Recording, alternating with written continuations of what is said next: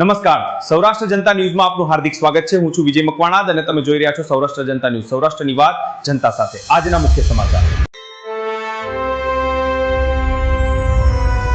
પાટણ સ્થિત વિશ્વ પ્રસિદ્ધ પ્રથમ જ્યોતિર્લિંગ સોમનાથ મહાદેવ સાનિધ્યમાં આવતીકાલે દેશના વડાપ્રધાન શ્રી નરેન્દ્ર મોદી પધારી રહ્યા છે. ત્યારે આજે વહેલી સવારથી જ સોમનાથના ગગનમાં વાયુસેનાનો વિમાનનો ગર્જના સંભળાઈ રહી હતી. એરફોર્સના કુશળ પાયલોટોએ આકાશમાં વિવિધ કરબતો દેખાડી જુદી જુદી પેટર્ન અને સંસ્કૃતિઓ કંડારી હતી. વાયુસેનાના આ શક્તિ પ્રદર્શનને જોઈને સ્થાનિક રહીશો અને યાત્રિકો મંત્રમુગ્ધ બન્યા હતા.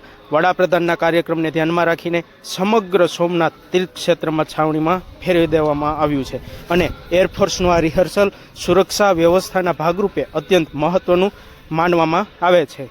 આવતીકાલે વડાપ્રધાન શ્રી નરેન્દ્ર મોદી સોમનાથ મહાદેવના ચરણે શીશ ઝુકાવી પૂજન અર્ચન કરશે. તેમની આ મુલાકાતને લઈને મંદિર ટ્રસ્ટ અને વહીવટતંત્ર દ્વારા તમામ તૈયારીઓને આખરી ઓપ આપી દેવામાં આવ્યો છે. આકાશમાં વાયુસેનાના રિહર્સલ આવતીકાલના મુખ્ય કાર્યક્રમ માટે અત્યારથી જ ઉત્સાહનું વાતાવરણ સર્જી દીધું છે. ન્યૂઝ રિપોર્ટિંગ અકબરી વિવેક.